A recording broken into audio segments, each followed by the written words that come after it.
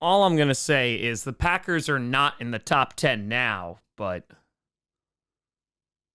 maybe?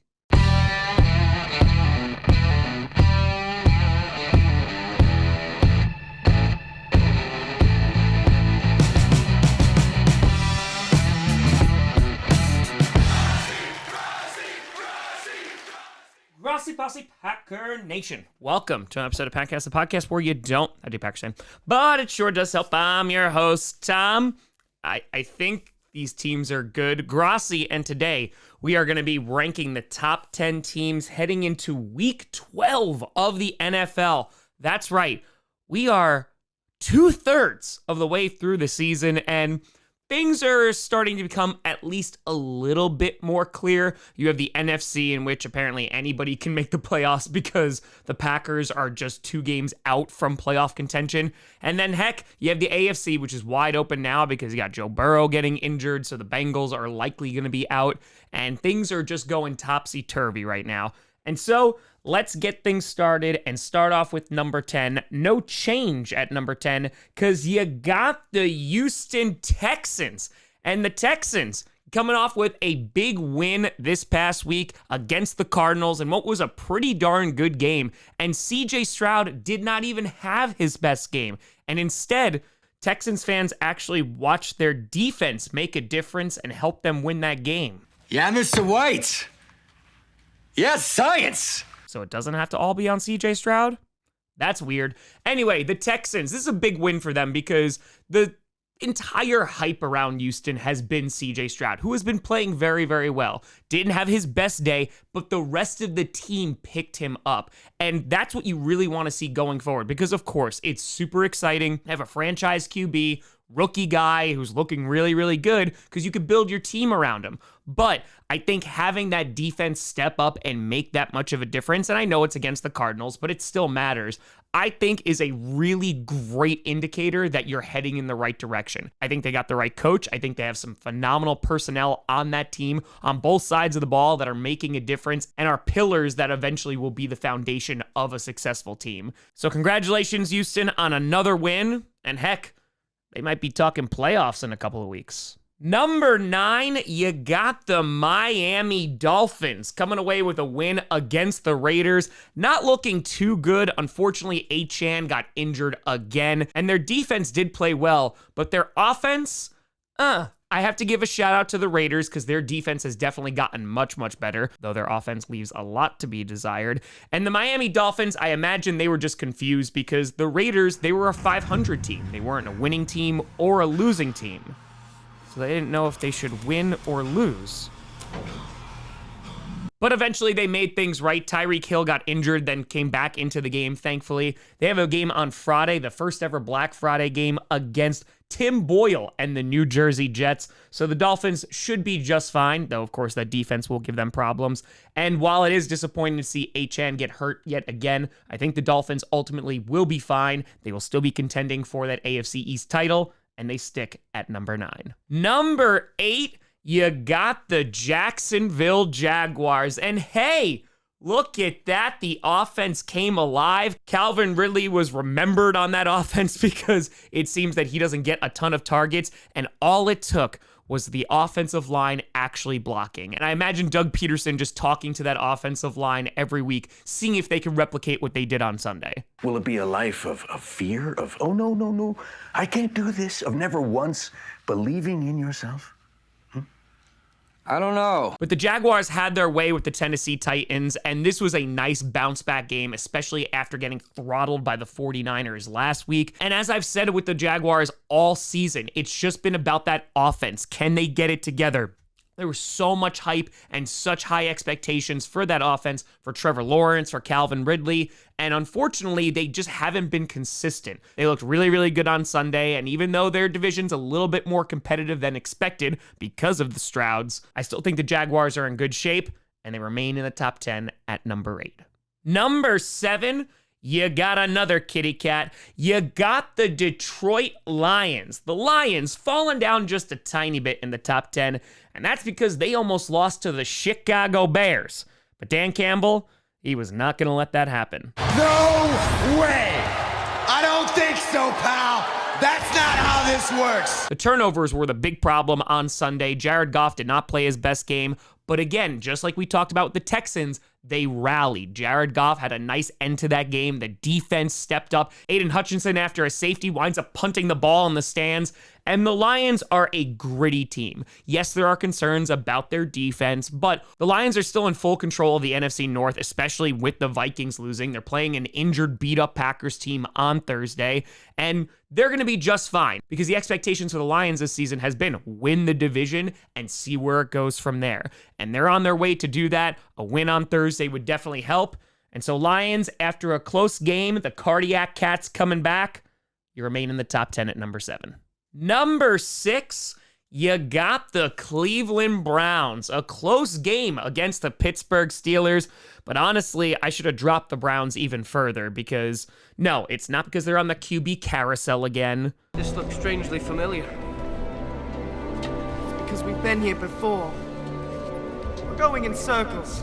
But it's more because with their win over the Steelers finally fired Matt Canada. And that's just bad for the rest of the AFC North because now Kenny Pickett in that offense might actually look serviceable. But a big shout out to the Steelers because I know Steelers fans are rocking. But let's talk about the Browns because DTR came in, didn't look awful, but he looked like a backup. He looked like an average backup QB, and he definitely can get better as the weeks go on. But let's be very, very honest, the story is always going to be that defense in Cleveland because that is a championship caliber defense, and they could do that to just about any opponent. I think it's important to recognize that the Browns have beaten some really good opponents this year, and they've done it without a QB. And so the Browns still remain in the top 10 and close to the top 5 because regardless of what they have going on under center, they can still make the postseason. It's just going to be how far can they go with that offense, and we'll see in these coming weeks.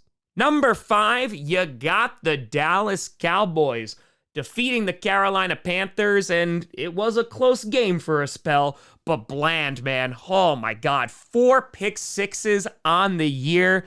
And Cowboys fans, after seeing the Eagles win last night against the Chiefs and the media is just talking about Philadelphia. This whole thing, all of this, it's all about me. Not gonna fly here. But let's be very honest, the Cowboys should have won that game against the Panthers, and even Tony Pollard had a touchdown, which maybe that will get it going because Pollard really has been disappointing as their RB1 this season. They have a short week with a game on Thanksgiving, of course, against the Commanders who just lost to the Giants. And I know it's a divisional game, but you never know with those. Those can get kind of wonky. But the Cowboys should come away with the win, and their schedule coming up, they are going to be tested. Of course, they have another game with the Eagles in the near future, and heck, they're going to be playing teams like the Lions as well near the end of December. And so right now, Cowboys, they're stacking wins. Let's see if that can continue when they start playing some real opponents. Number 4, you got the Kansas City Chiefs. And listen, Kansas City, I'm not going to drop you too far because it was a close game. You went toe-to-toe with the Eagles. Unfortunately, couldn't get it done at the end. And there are definitely some concerns. Though I know Chiefs fans are not particularly happy about MVS right now.